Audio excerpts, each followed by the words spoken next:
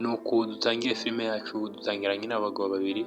Abagabo ntabwo tuzi ngo ni bande, barasimbutse ako kanya bafata umukobwa ndakeka ari ikiragi kuko ntago avuga. Ubwo mwanya mama we yaragiye, ubwo baraje abona umukobwa bari kumutwara, arasakuza aravuga aribaza bari abagabo bamujyanye hehe. Ubwo umugore ako kanya nawe yahise abura icyo akora, ubwo babura mutaha kugenda biranga, ariko ako kanya yishyiramo akanyabugabo yiruka ku mwana we.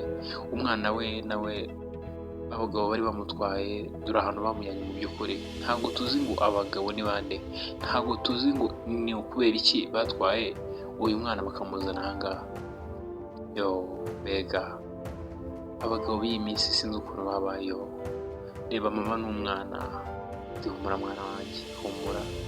Uwo mwanya tugaruke mu rugo rwa wa mama na wa mwana we.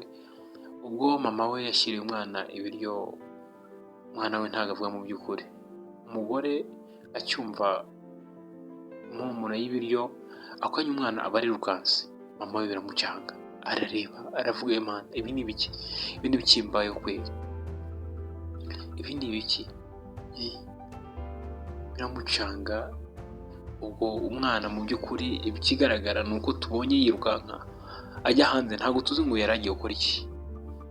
Arangije aravuga ati mama mu nda hari kurya, ntabwo meze neza ni ukuri.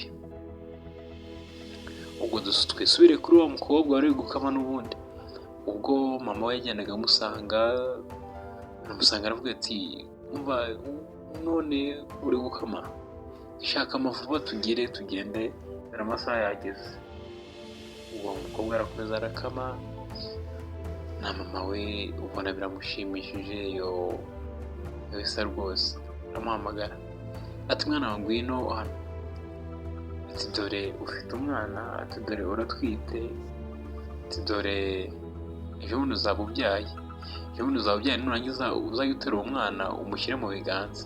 Uwo mukobwa ako kanya yarishimye yitera hejuru. Na nyina mu by'ukuri wabonaga ko bimushimishije nubwo byari bimuhangayikishije kubona umwana nk'uyu nguyu abuze amahoro. Humura mwana wanjye, uyu ni umubyeyi n'umwana we. Ako kanya wa mukobwa bamujyanye mu rugo baramworosa. Umukobwa mu by'ukuri ari kuribwa cyane, ariko mu gahe gatoya umukobwa barabyaye. Ka kobwa ndetse karasitse, ariko mu by'ukuri twebwe kuko katazi kuvuga kaburyo karakaragi. Ubwo mama w'umukobwa nawe yabateruye umwana ati none se nguwo umwana, umukobwa we baravuyakanye ati oya ntabwo mbishaka, sinshaka umwana. Ntabwo tuzi kubera iki yanze umwana kandi umwana ari uwe. Ati komeza uterure umwana rwose, komeza uterure umwana, ngewe simushaka rwose mama, ntabwo mushaka. Ako kanya sinzi ukuntu umukobwa byamujemo ati mpereza nanjye umwana mama. Ako kanya dore bidatinze wa mwana yarakuze atangira kujya ku ishuri. Wa mwana akura afite amahane menshi. Ubwo mama we yazajya amujyana ku ishuri, umwana akamubwira ati mama mpereza hano, ubundi uranjyana he, utazi no kuvuga wowe w'ikiragi gusa, urambaza iki gihanda.